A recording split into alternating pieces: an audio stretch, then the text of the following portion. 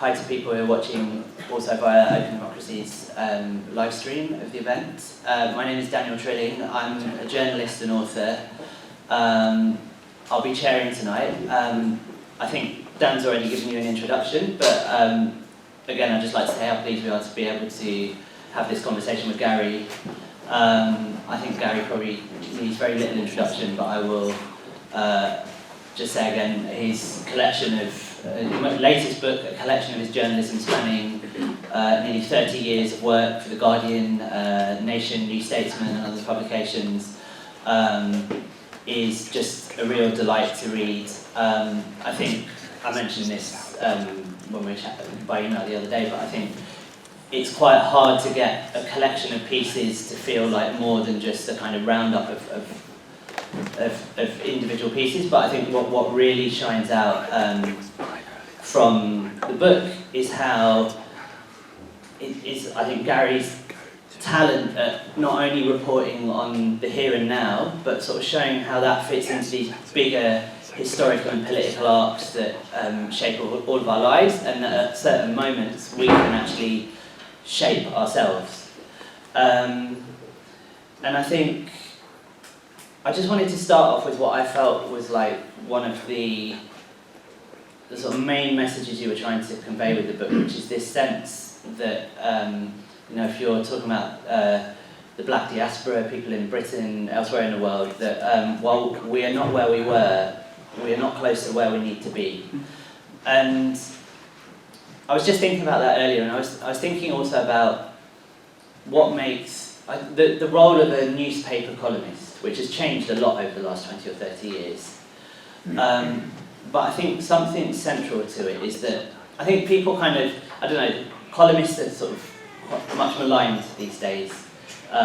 You know, it's sort of seen as this area of journalism that is all about a writer's individual opinions and their hot takes, and kind of that's all there is to it. But actually, it's one of the most widely read and most powerful forms of journalism for a reason. And I think part of that is that it's the bit of journalism that kind of works hardest at kind of crafting a sense of like collective endeavour and a sort of collective narrative among a readership. It's where journalists get the opportunity to kind of speak to a wide group of people and say, like, here's where we're going, here's where we've been, here's where we're going, and so on. And I was just thinking about the work of yours that I've read over the years, and I think one of the things that you're very good at is articulating that sense of we, and like speaking as part of a group, but who the we is really shifts. You know, you're very good at shifting between, or sort of talking to several different audiences at once. I think, you know, sometimes that could be people from Stevenage, sometimes even on occasion it's England football fans. Sometimes it's sort of speaking to, like, I don't know, the British professional classes, and sometimes it's about the black diaspora worldwide, and sometimes it's black people in the UK. And I think that's like the skill of a good journalist, is that you can hop between all these different things. But this Dispatches from the Diaspora, you've kind of focused on, I don't know if it's a particular group that you have in mind that you're addressing, but certainly a particular like sort of set of experiences that you wanted to write about with that. So I just wondered if you could start telling us about, well, who is that like we that you're talking about there, and like why make this address at this point? So that is in the introduction, and I think the we that I'm referring to there are two actually. There's we as black people are not where we were, even if but we're not where we need to be. And also, and these two things of course overlap, we as a society are not where we were, and we're not where we need to be. And I guess the impetus of that is that people often talk about things in a kind of binary nature. We're better off than we were, or we're worse off than we were, or nothing's changed. And the fact is that kind of the way these things work is quite uneven. And when I say we're not where we were, I think it would dishonour the hard work that lots of people have done over the years to say nothing's changed. And it's also, I think, demonstrably untrue. In a range of ways, things have changed. And they don't change because of time and tide, or, well, you know, tolerance, or they change because people make them change. And so when I say things, we're not where we were, that in a range of ways, things have got better, I think. If we look at, well, if we look at what happened in 2020, if we look at how many people understand what the term institutional racism is, if we look at the number of black anything at significant levels of power and authority, whether it's MPs or councillors, or we are not where we were. And God, compared to what Britain's like when I was growing up in the 70s, thank God, you know. And then there's another group of people who say, some of whom are actually in the present government, but not all of them, who say, like, we've arrived, there is no problem. There is, you know, there's nothing to worry about, we're good. That was more or less the Sewell report's conclusion. There's something out there that kind of some people call racism, but basically we're good. And that's also obviously not true. And that people consistently want to look for these kind of cheap fixes or evidence of a cheap fix. So we have a brown prime minister, we have a black foreign secretary. There you go. Like, as though if you were sitting on a plane, handcuffed to your seat, you'd be like, well, at least it was a brown woman who put this.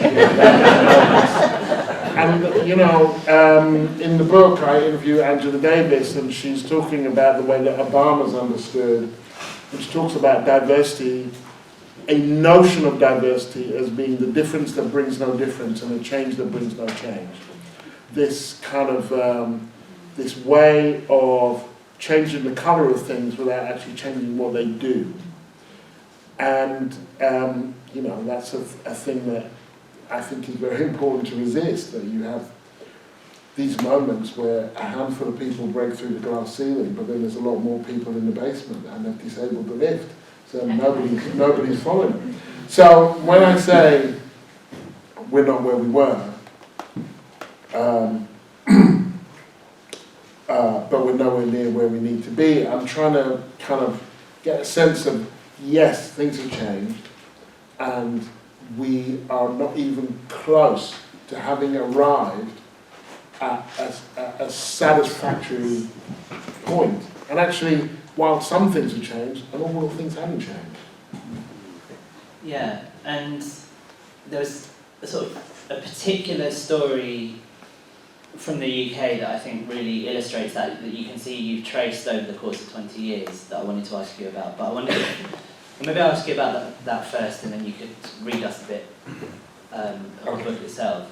But I just thought, to me, what jumped out as like almost like the perfect example of how things kind of change and don't change is the thread linking the McPherson report, which you were writing about at the time in the turn of the century, and the Windrush scandal almost 20 years later, where you I can't remember you describe in your piece analysing the Windrush report, you describe it as our Rodney King moment. This is the point at which white people, many white people, were forced to realise that racism exists in Britain, and it's not just about behaviour or people who are uneducated or lower class, but it's political, and it exists there in the institutions, and that black people's experiences of this country are materially different to theirs, and that kind of, first of all, that was a moment that people had to realise that, and that kick-started a new kind of conversation. And then, almost 20 years later, you have a scandal that is exposed that, again, illustrates the way that this thing, for people being treated like that by institutions for structural reasons and so on. And then the conversation that ensues is the Sewell report, and pretending either this doesn't exist or it's just the kind of, the woke left extremists and so on. And I just wondered if you could, I don't know, how do you think we got kind of from there to here? Well, so yeah, I mean, if recording in progress. If you think of the time when the McPherson report happened in 2000, at that time, when there may have been one black junior minister, and he would have been the first, as opposed to now, where you have a brown prime minister and all of this.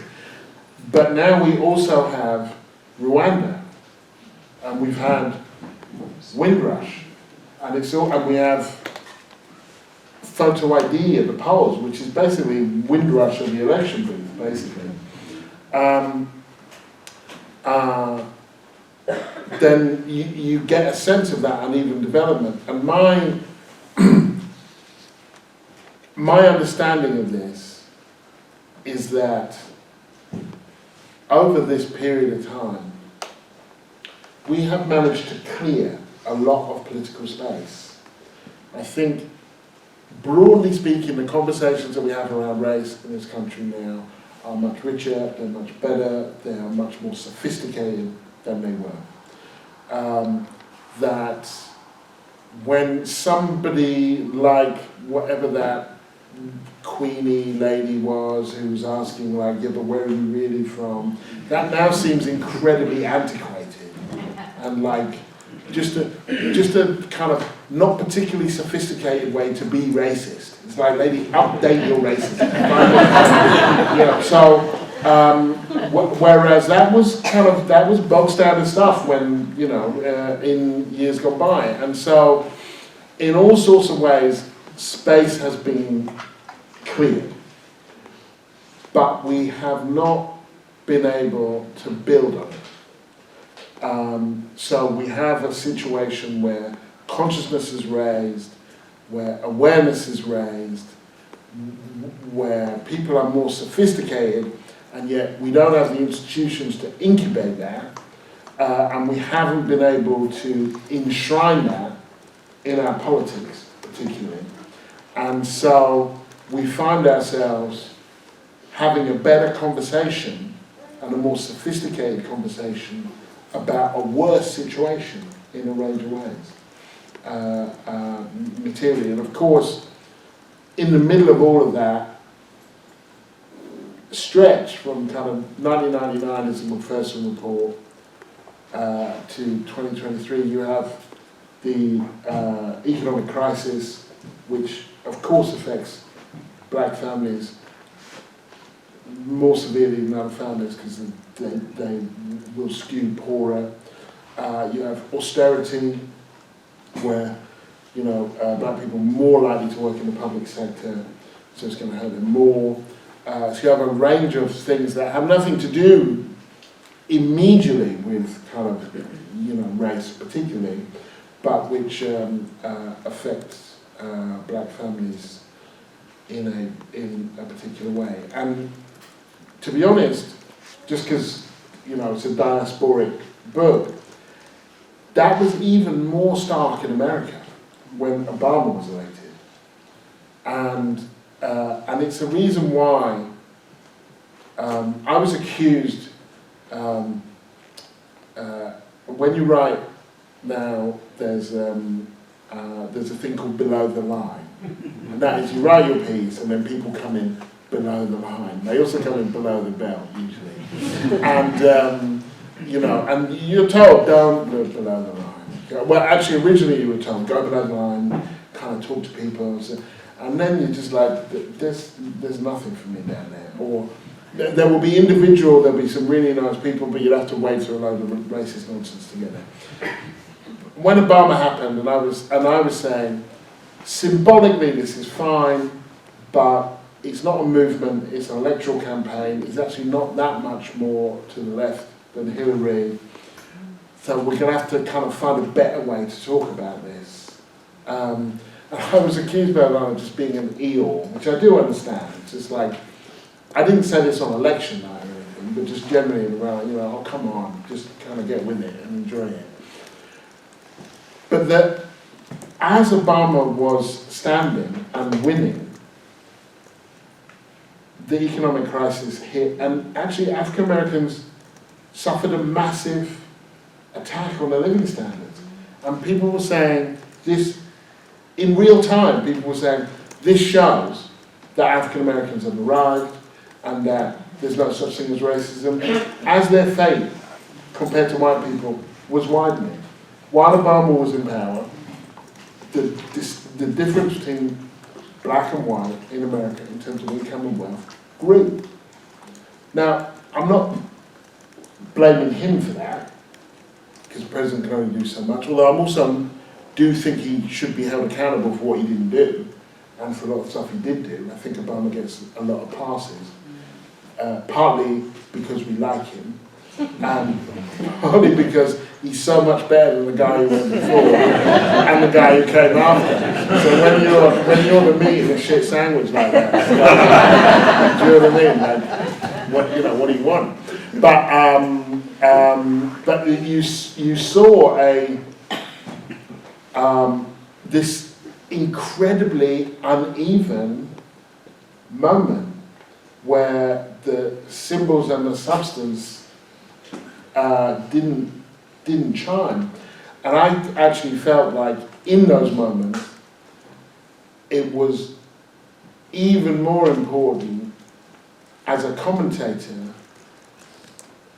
to kind of draw those lines and get those distinctions right. Not because people are hanging on kind of any word that you're writing or anything like that. I mean, God forbid, but just because the way that these things are framed kind of can have a consequence about kind of how we understand them, and that your job is to try and frame them in a way that you think people, through a prism that you think people might view them. So I think that dissonance was even more stark in America. Although in a way it's, here in Britain, we're sort of reaching a point where there's just as loud a dissonance between, because I think what you're describing there is also kind of, it's the disconnect between forms of representation and the kind of social reality out there, like you did political representation or who gets picked to do top jobs and that kind of thing. Where in Britain, it's a country that's very structurally unequal, and these things are getting worse. But one of the government has this alibi at the moment that, the Rwanda policy, this can't be racist and it can't be violent because we have a diverse cabinet kind of carrying it out and implementing it. And then at the same time, you've got this like increasingly loud noise from the right that actually, this kind of, I know you said you hated this phrase when we were talking earlier, but like this kind of culture war politics that actually Britain is completely divided and, this tiny left-wing extremist mob has taken over and everybody, the kind of picture they paint as a country is one where everybody's at each other's throats all the time over issues like race and culture and gender and so on. Which to me, or when being someone who writes about that a lot, I spend a lot of time immersed in that, and then sort of come out and go to bits of the country and just think this has almost no relation to kind of what happens in daily life. But again, it's in a slightly different way, it's that disconnect between how the kind of political sphere is talking about things and then how people are actually kind of articulating themselves and interacting and so on. Yeah, well, I think this dissonance exists everywhere, and to that extent, I mean, first of all, just to talk about columnists for a moment, first of all, kind of political columnists, there was a study by the Sutton Report about inequality in Britain, and you were more likely to have gone to Oxbridge and private school if you were a columnist, a newspaper columnist, than if you were a lord or a senior judge. That's about as posh as you get. So you're talking about this kind of very fetid ecosystem where the people who run the country and the people who write about the people who run the country are basically the same person. And so they spin these realities out of, whole cloth. And sometimes they can actually spin something into reality. Not that often, actually.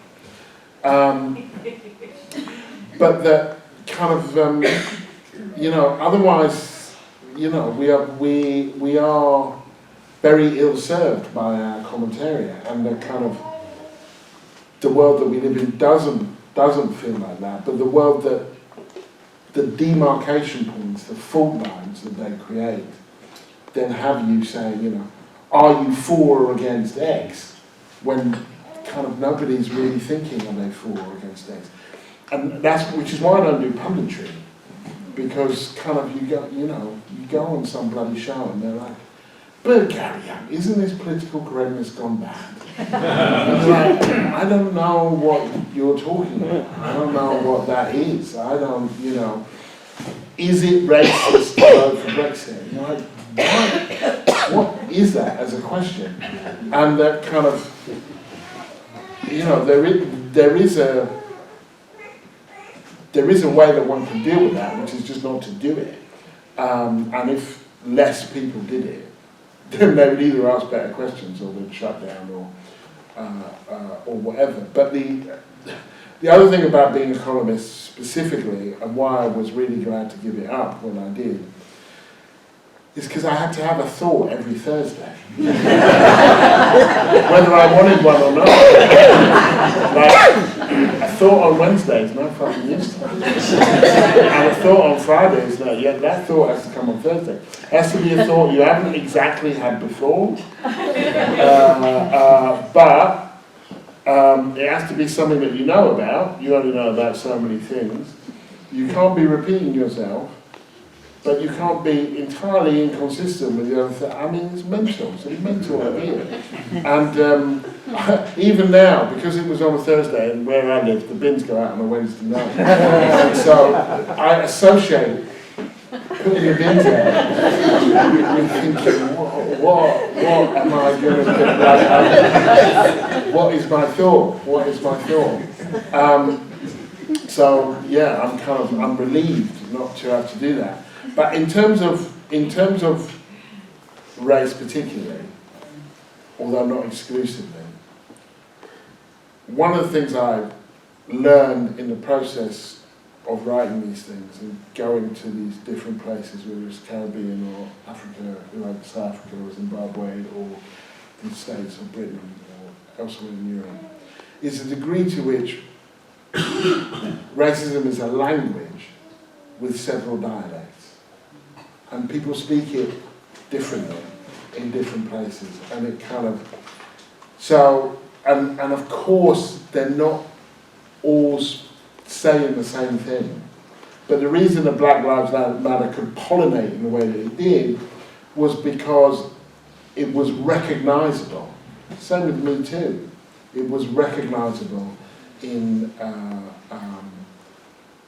enough places. And I remember starting the journey to thinking that when I was in South Africa, and that was the piece that got me my job, covering Mandela, when Mandela was elected. And I was 24 when I arrived there, I was 25 by the time the election happened. And the Guardian said you can stick around like for another few weeks and do more pieces, which would be a dream. Like, I didn't even have a job yet, I was just on contract. So it was a dream. But I had this encounter, and it wasn't just this encounter, but this encounter kind of summed it up. With this woman pushed in front of me in a supermarket, just walked right in front of me. And I said, excuse me, there's a queue. I don't worry, hey, I don't have much, I won't be long. And I said, well, you're after me, so you'll be that long. Don't worry, I've just got these, and I said, no, sorry, this is don't get hit up. And I said, I'm not getting hit up, just get behind me. And I just thought, I wasn't in a rush. It's completely infuriating. And why am I shouting at this old white lady? Like, now you got me shouting at this old white lady. I had enough people just moving in front of you in queues, being disrespectful, and I just thought, I don't want to learn this language. I understand, I speak British racism fluently. That'll do. I don't want to be bilingual. and so I said to Gary, I think I'll come home. And the point there isn't that South African racism is worse than British racism. It's just different, and I just didn't want to deal with it. And when I left America, which was in the middle of the Black Lives Matter stuff, in 2015, and quite a lot of people said, is that because of the racism? And I said, yeah, I'm coming back to Hackney to avoid racism. It's a kind of crazy idea.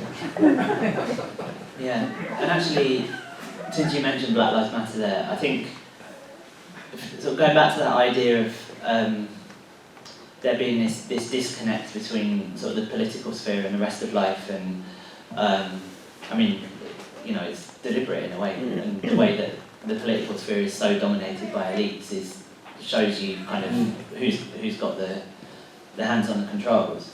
But I think something that one kind of major theme of your journalism is kind of tracking that, but then at the same time you seem to have a very keen eye for the moments where people kind of break through, can kind of like burst that bubble, even if only temporarily. And quite often it is about, you mentioned recognition earlier, and it's less about it's about demands for change and demands to improve things and improve the world as well, but actually the thing that you're very good at kind of showing happen is when people are kind of collectively saying, actually, we all know this is going on. And the way that you write about, particularly Black Lives Matter's resurgence in 2020 and the way it went around the world, seem to be a very good example of that. I mean, I don't know if that's something you wanted to read a bit from the book about, or just reflect on. Up to you, really. Well, I'll talk about it for a bit. I was going to read from the McPherson bit, but that still might make sense. But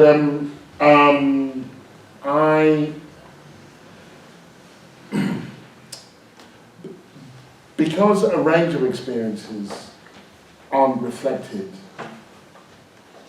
in the mainstream media, then there are these moments when they kind of burst forth.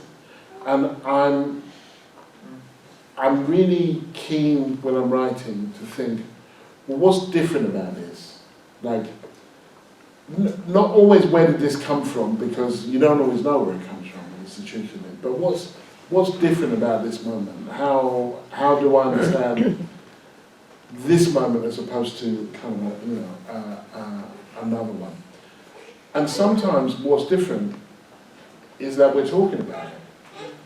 And it was one of the, I studied postgraduate journalism at City, and they would, right at the beginning, they had these series of kind of phrases about what news is and what the media is. And one of them, and you have to assume that when this adage was coined, there were no women in the world, is if a dog bites a man, that's not a story. When a man bites a dog, that's a story. And you get the point, which is that when things happen, just so you know, I'm not at all disturbed by that baby. So if you want to stay, then please stay.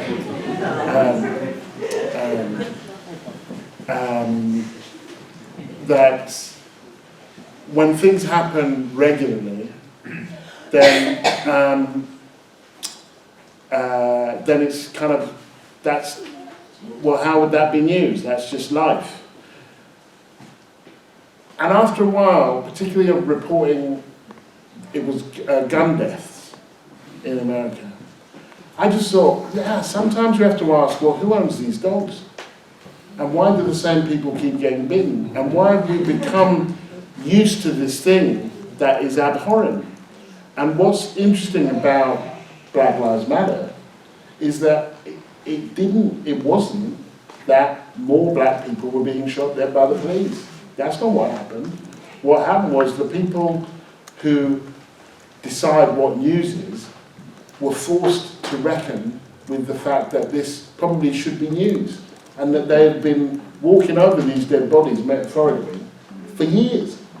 And so, so when they ask, where does all this, in other times, where does all this anger come from, and where does all this rage, and angry black men, they're shooting us dead in the bloody street. They're killing our kids as they're running away. They're killing us for having kind of broken tail lights. And they've been doing this right under your nose, and you haven't noticed, because, when I did the book about all the kids that were shot dead in one day, people would say, well, reporters would say, it's not so surprising that someone will get shot down there. And so you realise, okay, so there are places where children almost should get shot. If they do get shot there, it doesn't disturb your understanding of how the world works. It confirms it. And then there are places where they shouldn't get shot. Schools, malls, white areas, libraries, wherever, churches. And that becomes news because we didn't expect it. And that's one of those things where it's like, well, who's the we there? Because actually the people who live in these communities, they're living with this all the time. So I kind of, and that previous book, Another Day in the Death of America, is an example where I think I did try quite often to take what was the quotidian, the daily, the unnoticed, and to say, you know what, this, maybe not, maybe we shouldn't be doing this, maybe this ain't right. Or, you know what, this isn't right, and it happens, it's just become part of the white noise that you're getting used to, but you wouldn't live with. And it's one area where I think journalism really, really fails. And it fails in no small part because of the class, race, region, demographic of the kind of people who become journalists. Yeah. Or allowed to become journalists. And I think that's actually a good point to move to the reading about McPherson, because that's another moment at which something that was obvious to people who experienced it was sort of forced into the national conversation. And I think that piece in particular, for me, really kind of nails that moment of recognition. So it's called A Year of Reckoning, and it's a year after the McPherson report comes out.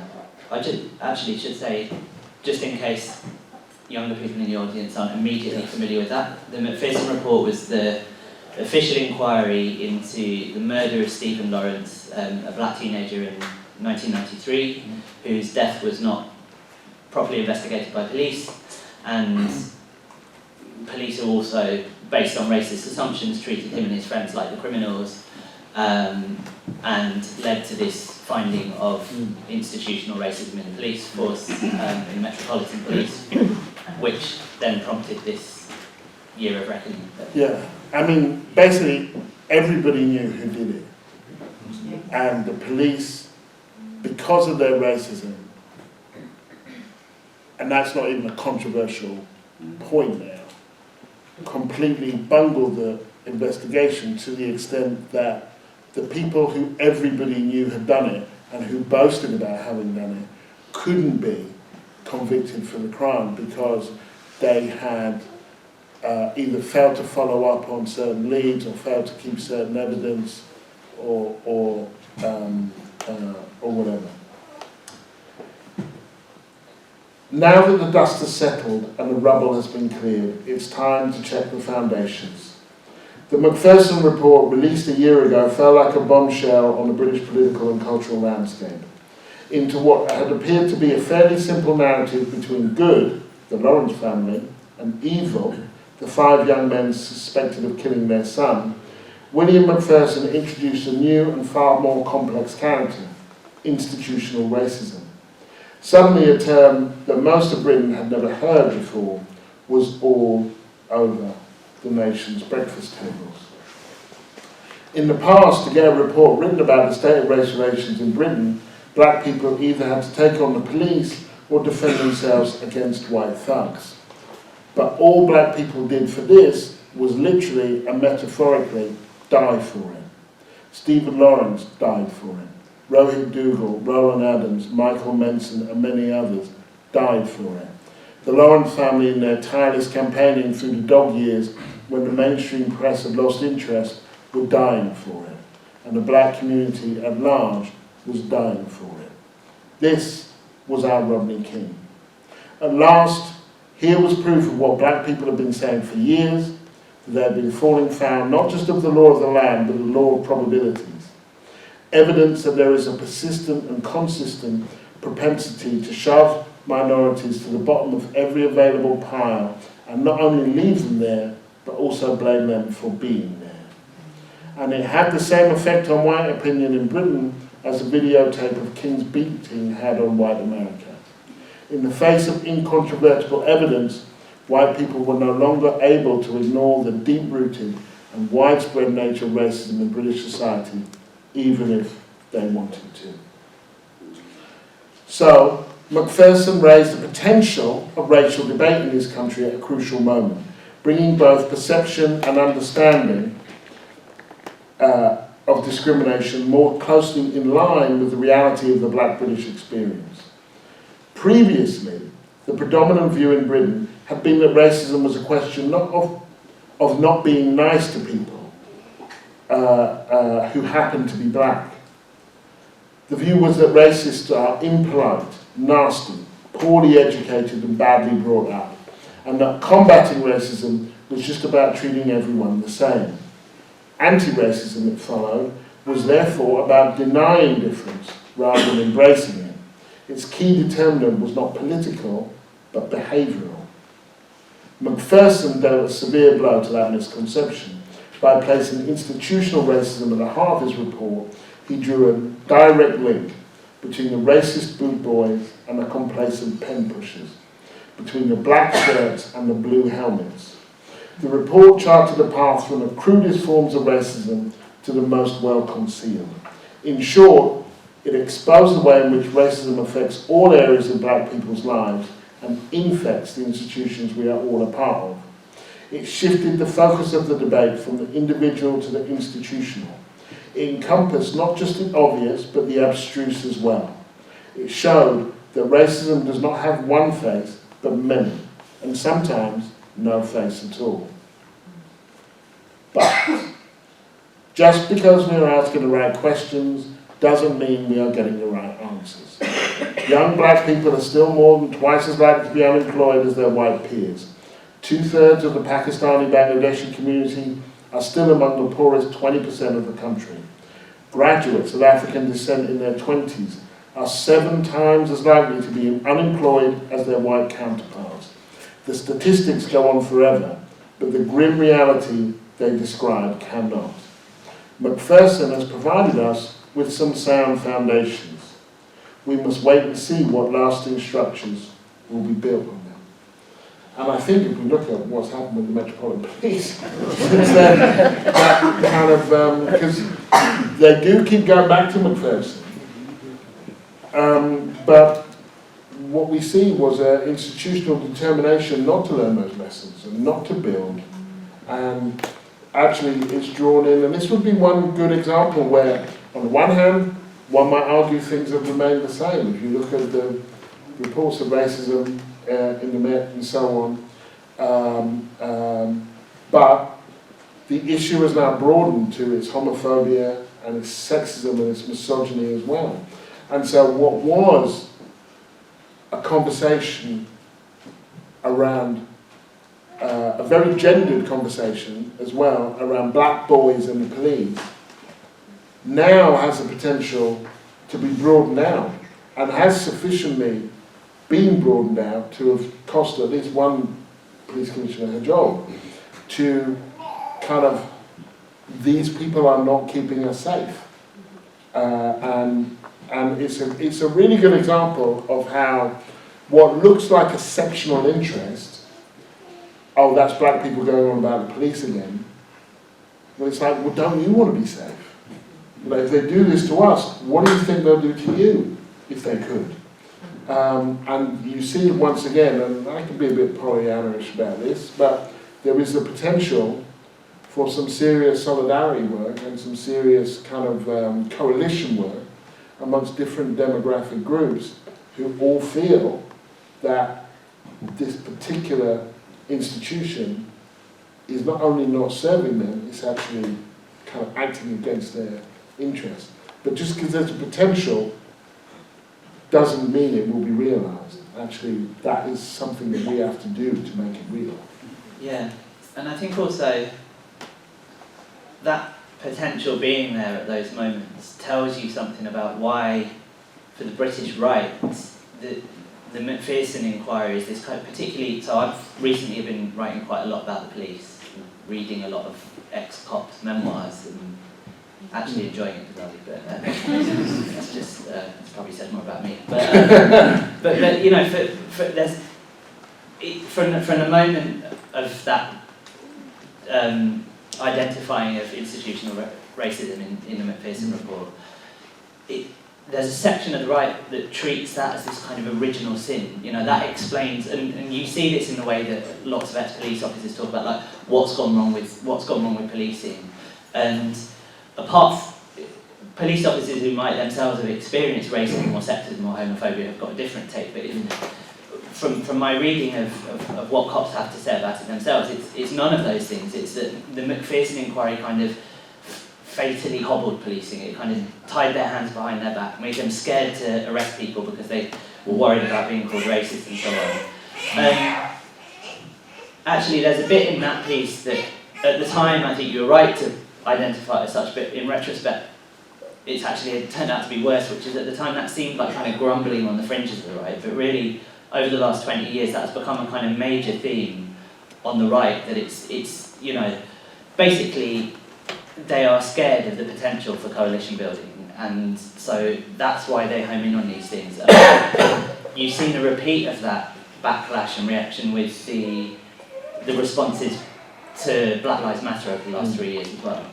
Yeah, I mean, I think that one thing I tried with my work, and that would be a very good example, and that was before I was conscious about trying. I try not to be predictive, because there is this notion that some journalists have, particularly economists, that it's their job to tell the future, that they're like Mystic Meg or something. And first of all, that's not their job, I think, and secondly, they're not very good at it. I remember just coming back from the States and being at a function, and this woman saying, it was 2015, Corbyn had just been elected leader of the Labour Party, and this woman said, Corbyn's lost the election. And I said, no, he just won the election. And she said, 2020. And I said, why are you talking about 2020 in the past tense? It's 2015. And she said, well, it's our job. She got incredibly condescending really quickly. So, can I have some water, please? I feel my throat scratching.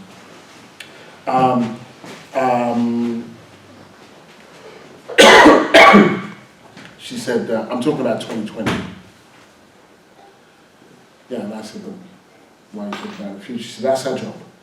Like, and I said, well, I'm not sure it is. I said, did you predict that he would win the Labour leadership? And she said, no. And I said, did you predict that Cameron would win this election? And she said, no. And I said, well, so you're not very good at it then. So maybe you shouldn't do that. Maybe you should just, thank you very much. Maybe you should just concentrate on what you see. And there you see it kind of very cautious, like the structures are different. we'll have to wait and see if they're going to be built on it. That said, you're right. The one kind of in terms of what I saw, the one thing that I really feel like I misjudged, and it wasn't clear until after the Brexit referendum, is that I thought that a set of attitudes around race were dying or dead. And in fact, they were just sleeping. And some of the kind of retro, kind of old school bigotry that emerged, I thought, oh God, I kind of thought we'd done with that. Not everybody, but as a current of opinion, I thought we'd done with that. And I was wrong. Yeah, and I think, if I remember rightly, at one point you wrote a column that was, the headline was something like, I've changed my mind about racism, which was where you were saying. Yeah, I think, it made it look like, I think racism was good now. They asked us to write something where we used to feel something and now we feel something else, and mine was, I changed my mind. I thought we were further ahead and that this stuff was embedded, but actually, really what happened was a lot of people shut up, which is great. If you're going to be racist, I'd rather you shut up than didn't shut up. But actually, I'd even more rather that you kind of changed your mind and decided that there was a better way to go. Yeah, and I think one of the reasons why that stuck in my mind is because, at least as I remember it, wasn't that long after you'd written a piece. I think it started as an essay for Granta magazine. It was about changing your mind about supporting England. You know how it's. Oh yeah, New Statesman. Yeah. Yeah, that's right. And this is just to sort of move the conversation onto slightly different territory. But I think that's something that kind of distinguishes your writing that a lot of other columnists don't do. Is that you're more willing to kind of change your mind in public or even express ambivalence about things. And I just wonder whether. First of all, do you see it like that? And also, that's just a kind of prompt to think about what, like, the ingredients that go into your writing are. Like, I don't know, do you have, I'm sure you had kind of like influences and inspirations when you started out, but are there still things that you feel like does your writing fit into a particular tradition, or are there writers you look up to who you were trying to emulate? I mean, first of all, I do evolve, and I hope we all do. Do you know what I mean? Like, evolution's a good thing. Otherwise, it'll be those little, Charles Dickens amoebas. And it's much more interesting, actually, when and it's rarely something where I think, I was completely wrong about that. I thought this, and it's more like, I don't see it like that anymore. I used to, the piece you're referring to, as a child I was raised, you never supported England. Nobody told you not to support England, you just didn't support it. You supported whoever England were playing.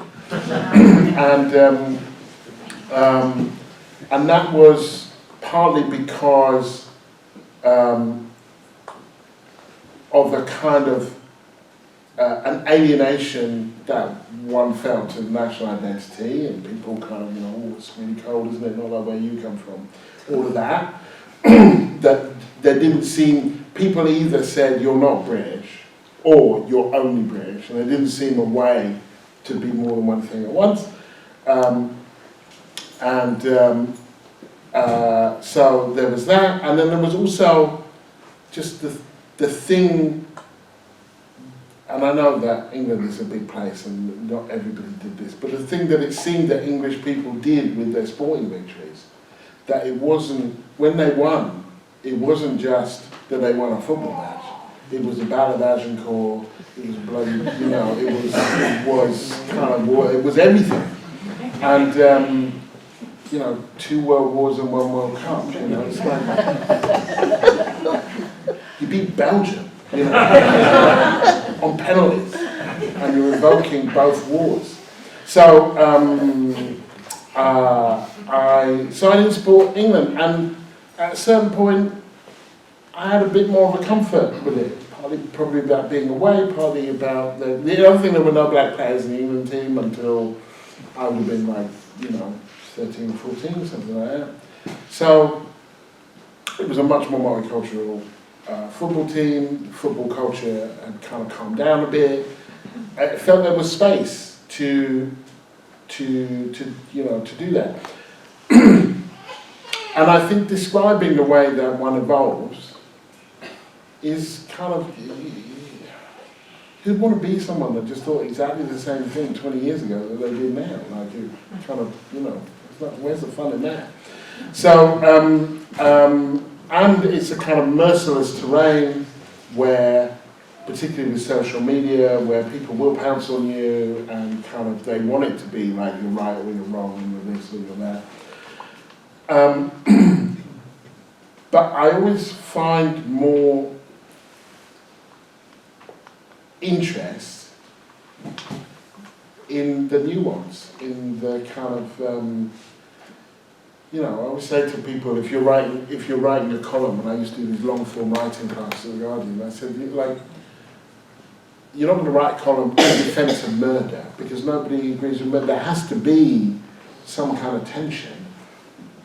And so finding that place of tension and kind of really unpicking it, that was kind of, that was my sweet spot really. That's what I really enjoyed.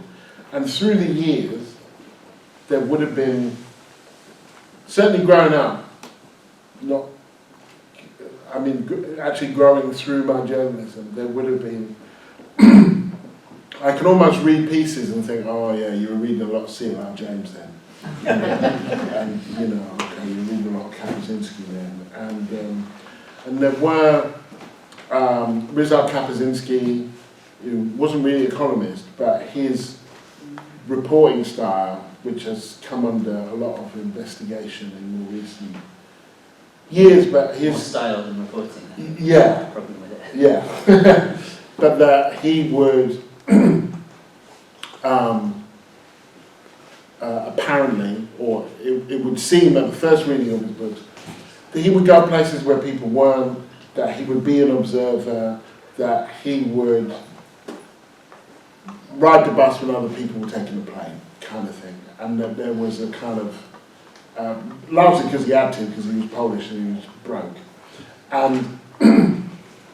And so feeling like, so when I was in South Africa, and I don't think this is in the book, but there was a big religious ceremony, and I could have got a lift with someone, but I thought, I'll go in a minibus, so like 7 hours overnight with these religious folk, and that will give me something that I wouldn't have otherwise. I really got into the notion that if something was set up for the media, then you shouldn't be there. Like, it's the last place you want to be. Because then you're just doing their job for them. And that went even to Obama's victory night. And I thought, well, the whole world's media is at Grant Park, where, that beautiful scene where they walk out, black family taking a stroll. I just thought there's no need for me to be there. I can watch that on telly. And so I found a bar on the south side, which is where African Americans were, called the President's Lounge, and I covered it from there. I went there the night before, found a guy who was going to vote, went with him and voted, and kind of, I just thought this, there is some value I can add from here. So certainly some of those styles would have come from people like Kapuscinski. And C.L.R. James was one of these people who could he was a Marxist Trinidadian scholar and activist who could just make his analysis really sing. He wrote a wonderful book called The Black Jacobins, which I recommend to the room, about the Haitian Revolution. He wrote another one for those who are into cricket called Beyond the Boundary, which is about the role of cricket in Caribbean life. And, you know, he had several registers, and he would go from the high to the low, from Valley Fair to the kind of cricket pitch and so on, and there was a kind of lyricism and a poetry about the way that he wrote. You have to be careful, though, when you try, you know, because you pick up this stuff, and then you have to let it go, because I'm not C.L.R. James, and I'm not Rizzo Kapuscinski, do you know what I mean? And you wouldn't want to be them anyway, you'd want to be yourself. So you kind of, there is a kind of you kind of have to metabolize these things and then move on. Yeah, absolutely. So I think we should open up to questions in a minute, but I know there was kind of one final area I wanted to ask you about, which sort of draws together some of the threads that have come up, which is that tension between feeling like, well, have things got better or haven't they? And like the kind of related question to that I think overshadows that is like, well, do people have the power to change things or not? And you know, like I was saying before, you're very good at kind of showing the moments when people kind of burst through that media politics bubble and so on. But you do have a kind of theory of change, to use a horrible phrase, beneath that I think was really summed up in that final Guardian column that you wrote. And I wonder maybe if it's worth reading a bit of that just to kind of end our conversation. Sure. So this was the last column, and it came out, this becomes relevant right at the end. It was in January 2020. So the Tories won in 2019. It's called In These Bleak Times, Imagine a World Where You Can Thrive. When I was a child, my mother used to put on the song Young, Gifted and Black by Bob and Marcia, put my feet on hers, and then dance us both around the living room. They're playing our song, she'd say. It was the early 70s, she was barely 30, and I was the youngest of 3 children she was raising alone. Struggling to believe there was a viable future for her children in a country where racism was on the rise and the economy was in the tank, we danced around the living room, singing ourselves up, imagining a world in which we would thrive, for which we had no evidence, though we did have great expectations.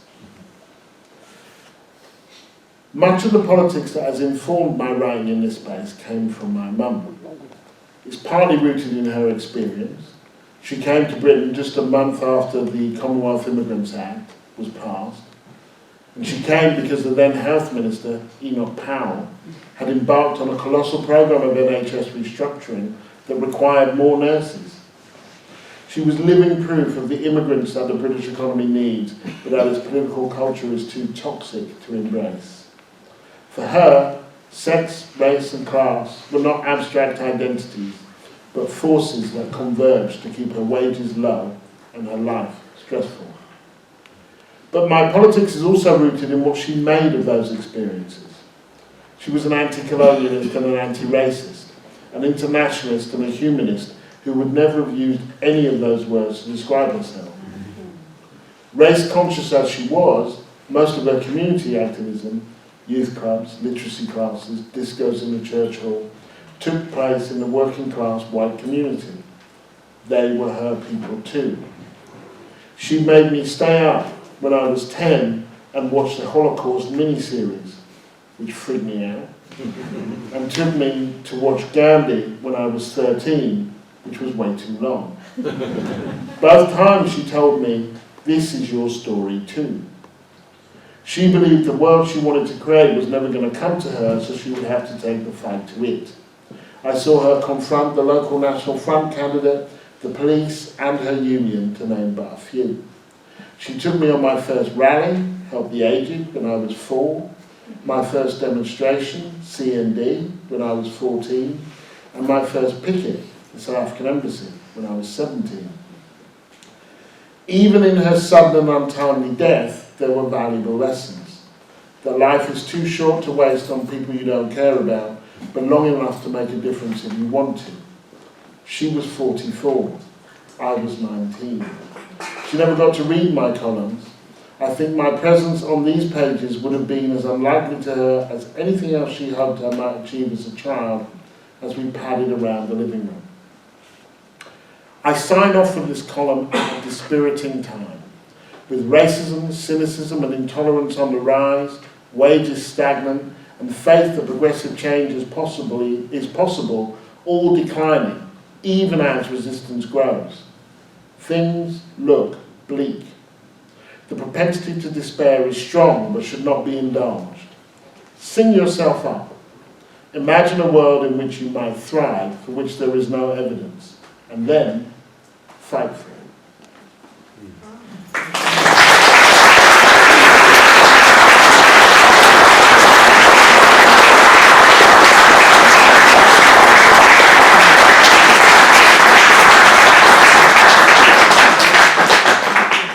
Well, thank you very much for that. That was a wonderful way to end our conversation, I think. I think we have some time for audience questions. Do we have? Okay, I've been told we can take 3 questions. So does anybody have one they would like to ask? Okay, I think the lady there in the white shirt had her hand up first. So, just a really quick question about Obama. I've read quite a bit that Biden's been a bit more radical. What do you feel about that? He has been. I mean, he has been more radical, and I think he's been more radical because he's had to be. I think that people in power do what they have to do, you know. And I thought it was odd with Obama when people would say, "Well, he should do more of this and he should do more of that," and I'd say, "Well, okay, he should. You're right, but he can't be the left opposition to himself. There's no movement making him do these things." When Obama stood, he fought Hillary. When Biden stood, he was fighting off,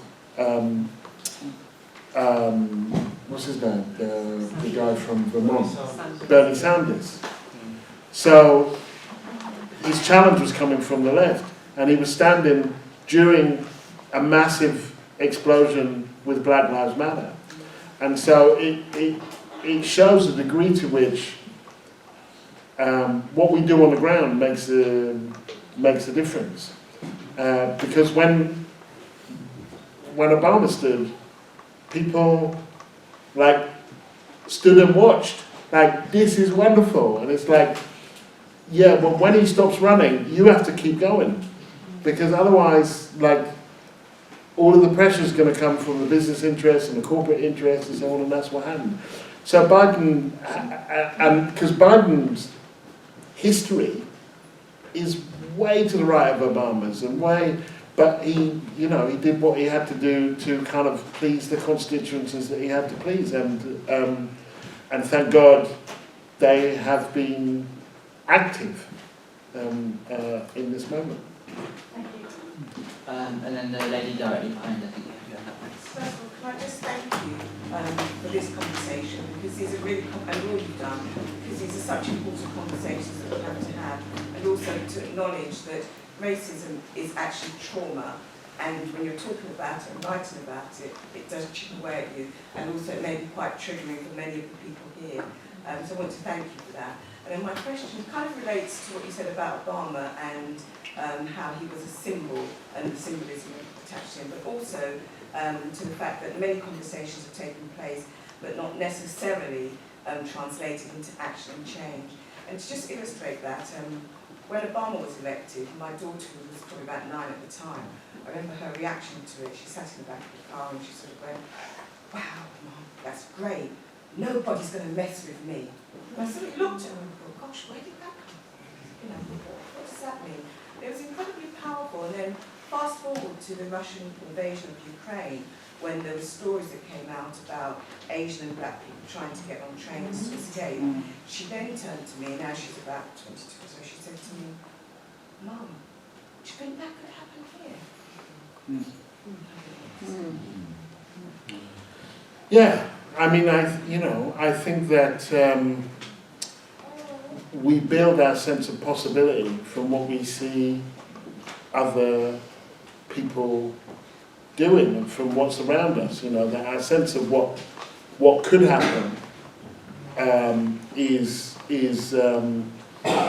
embedded in what we see happen, and our sense of possibility is wedded to the things we know to be possible, which is why part of what I was doing there in that last piece, when I say just imagine a world for which there's no evidence, is that I'm really keen on actually trying to imagine a world that you can't see, of being a utopian thinker. And just imagine for a moment that Martin Luther King got to the top of the steps of the Lincoln Memorial and said, I have a 10-point plan, so I have a dream. Right? And he didn't. He said, I've got a dream. And then he built this image of a world that was so far from the reality. I mean, within a couple of weeks, the 4 little girls would be firebombed in Birmingham while they were at Sunday school. But sometimes, actually, you can't be dreaming all the time. You've got to wake up. But that to imagine the world that you actually want to live in, as opposed to the next possible thing, I think is actually really important for my sanity as much as anything else, and why I think I would make a really terrible politician. Yeah. Do we have any final questions? Okay, yes. Given your experience, long experience as a journalist, I'm kind of intrigued why you think some things get in the press and some things don't. So, I mean, I bet everybody here has heard of Windrush, but very few people, I bet, have heard of Toy, which is, again, another major sort of racism scandal in this country that's affected thousands of students from the subcontinent. And I'm kind of thinking, what drives things becoming in the media and driving the agenda in politics? And can I just say quickly, I've actually written about that. Actually. Yeah, no, I mean, I think that there's, we have to start with a realization that Windrush wasn't a scandal for a long time. That a media gentleman in The Guardian was writing these stories and no one followed them up. Nobody followed them up. And this was for about 9 months. And even in the paper that ran them, they weren't run as news stories, they were run as features. The first story that she did about Pauline, who was a cook in the House of Commons, it was a feature article. And I think it goes back to the dog bites man bites dog thing, that elderly Caribbean people with immigration problem. Next. And it was only because there was the Commonwealth Head of Government meeting. There were a couple of stories that broke through. One was about the man who was denied cancer treatment. But it was only because there was a Commonwealth Head of Government meeting that gave it a hook. And then suddenly this downburst. But so even the scandal that we're talking about was not a scandal for quite a while. So some of it is unknowable, I think, some of it. So I don't know why George Floyd, that particular death, resonated in the way that it did. And there's no explanation, there's no satisfactory explanation. People go, oh, it's caught on camera. Loads of people get shot dead on camera in America by the cops. That's not particularly, I know he wasn't shot dead, but maybe it's because it was COVID and everybody had time, or I don't know why it was. So to some extent, I think it's unknowable. And to a greater extent, I think, if you look at what the press is writing as a whole about immigrants, about black people, about immigration, then why would they follow up that story? Do you know what I mean? It doesn't fit any of their narratives. There would only be a couple of outlets, The Guardian being one, where they might follow up that story. So you're already not talking about the media, you're talking about one or two outlets. And then, even if they do, then they have to then someone has to bite. And as the Windrush scandal showed, that can take a while. And none of the cases were in dispute. It wasn't like it was like, well, maybe it was this, maybe it was all really clear what happened. But the idea that elderly black people might be deported, didn't have the paperwork, maybe they were, maybe they were a bit dodgy. Can you imagine being in the Daily Mail and saying, or even the Times, and going, I've got this brilliant story about this 68-year-old black woman who's been there for 50 years and she's going to be deported. Why? Well, apparently she's not got the right paperwork. No. So, sadly, I think it is one of those things that is entirely consistent. In the same way, for example, when I covered Zimbabwe, what was going on in Zimbabwe, the real story in Zimbabwe was that Mugabe, after quite a long time of actually being quite a decent leader, had completely degraded and was crushing the very democracy that he had built and murdering lots of black people in the process. That was the story. But the story that was being covered was a handful of white farmers who were being threatened, even though there were less actual white people there than there were elephants, and most of them were not being killed. And that was actually, while it was a perfectly legitimate story to do, it was most definitely not the story. But they're not going to fly a bunch of journalists over to Zimbabwe to write about an African country's democracy going into demise, because that would be entirely inconsistent with everything else that they show that they are that they are interested in. So that's why. I actually, interestingly, not long before Chogam, I met with, I thought that the Barbadian High Commissioner was taking me out for lunch. My folks are from Barbados, and he invited me out for lunch, but it was actually putting me to work. And there was the High Commissioner from St Kitts, there was someone from the Runnymede Trust, and it was like, how do we get these stories beyond the Guardian? What do we do? Like, they were ripping their hair out because these stories were out there and they were being read. They were doing very well on the Guardian side, but then nobody was following up.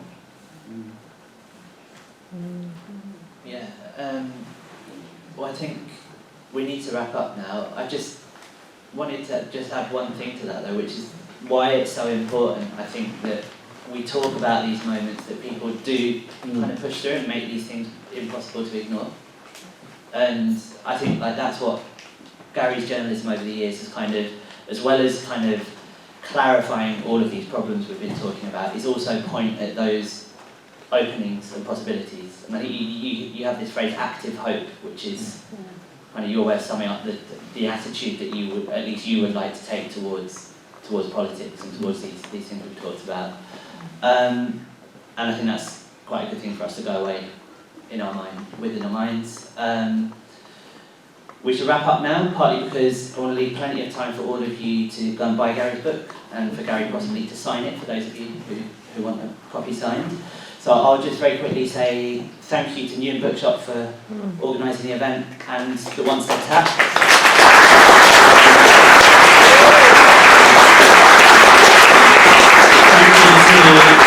Thank you to Open Democracy for setting up and running the live stream for Open Democracy's readers. Thank you to all of you for coming for this fascinating conversation we've had this evening, and thanks most of all to Gary Younge.